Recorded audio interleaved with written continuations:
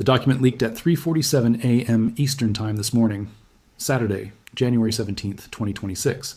Not through WikiLeaks, not through a whistleblower platform, through a panicked compliance officer at a London bullion bank who sent an encrypted file to 3 commodity traders, 1 financial journalist, and a regulatory contact at the Bank of England.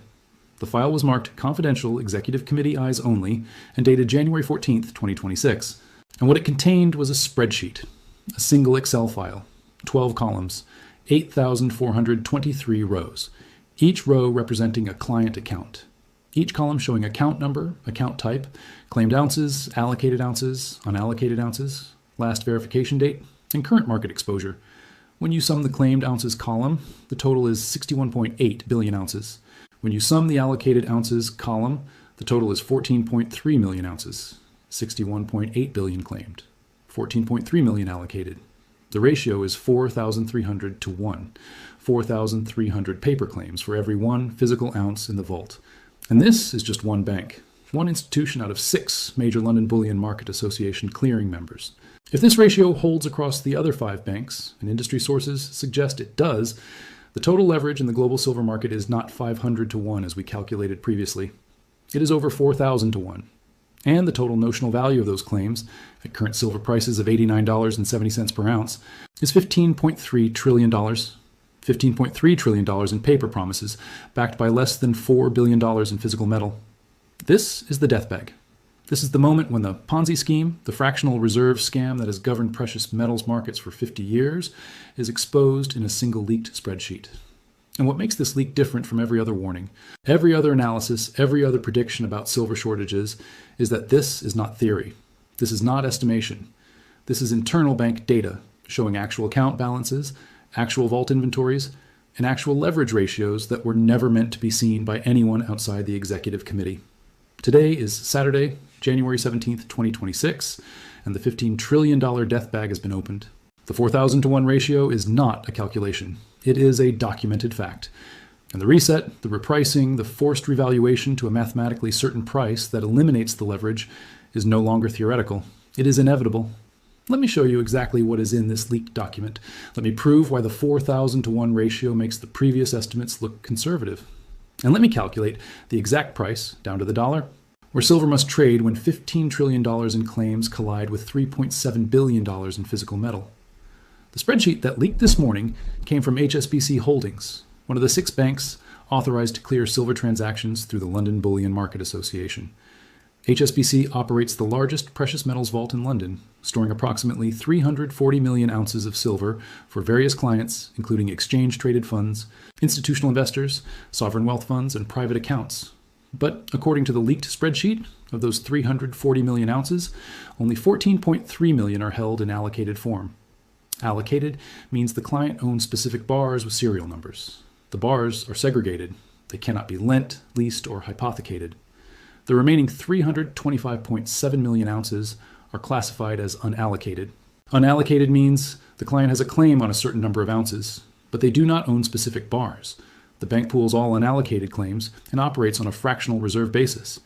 And according to this spreadsheet, the claims against that 325.7 million ounce pool total 61.8 billion ounces. Let me repeat that so the magnitude is clear. The bank holds 325.7 million ounces of unallocated silver. The claims against that silver total 61.8 billion ounces. Divide 61.8 billion by 325.7 million, and you get 189.7 to 1. But that is just the unallocated pool.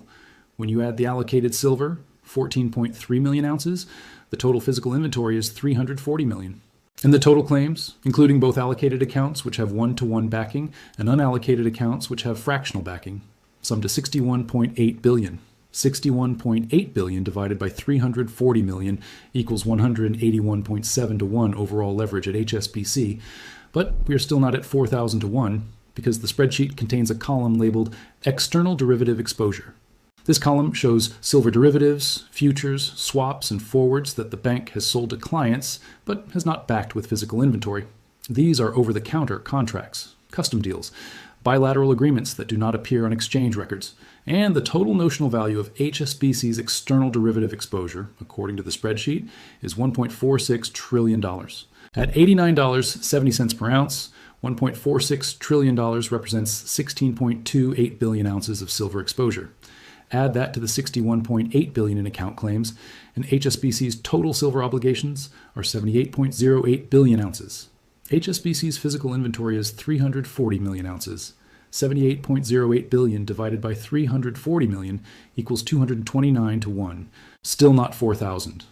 So where does 4,000 come from? It comes from the fact that of HSBC's 340 million ounce inventory, 282 million ounces are held on behalf of the iShares Silver Trust, ticker SLV. Those ounces are legally owned by SLV, not by HSBC. HSBC is the custodian.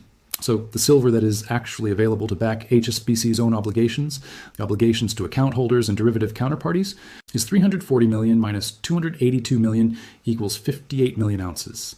78.08 billion ounces of obligations divided by 58 million ounces of available inventory equals 1,345 to 1. We are getting closer. But the final piece, the piece that takes us to 4,000, is rehypothecation. The spreadsheet includes a tab labeled Lease and Repo Activity. This tab shows that HSBC has lent out 43.7 million ounces of the 58 million ounce available inventory to other financial institutions, mining companies, and industrial users under silver lease agreements. Those agreements allow the borrowers to sell the silver in the market with an obligation to return equivalent ounces at a future date. But if the borrowers have sold the silver, it is not in HSBC's vault. It is gone. So the physical silver actually sitting in HSBC's vault available to meet delivery demands from their own clients is 58 million minus 43.7 million equals 14.3 million ounces. And remember that 14.3 million is the same number listed in the allocated column. It is the only silver in the vault that has not been lent or sold or hypothecated. 78.08 billion ounces of total obligations divided by 14.3 million ounces of deliverable physical inventory equals 5,460 to 1. That is the real ratio for HSBC. 5,460 paper claims for every 1 ounce of deliverable silver. But the title of this script says 4,000 to 1, not 5,460. Why? Because HSBC is the most leveraged of the 6 major bullion banks. The other 5, JP Morgan, Citigroup, Scotiabank, UBS, and ANZ, have slightly lower leverage ratios. According to sources who have seen similar documents from those institutions, the average ratio across all 6 banks is approximately 4,000 to 1. Some are higher, some are lower. HSBC is the worst, but the industry average is 4,000. And when you multiply 4,000 to 1, leverage across the entire London Bullion Market Association system, across all the unallocated accounts, all the ETFs, all the derivatives, all the leasing, the total notional exposure is $15.3 trillion. And the total deliverable physical silver backing, that exposure is $3.8 billion. Divide 15.3 trillion by 3.8 billion, and the clearing ratio, the ratio where all claims can theoretically be settled, is 4,032 to 1. 4,000 to 1 is the simplified version. 4,032 to 1 is the exact number from the leaked spreadsheet. And this morning, at 3:47 a.m., that number stopped being speculation and became documented fact.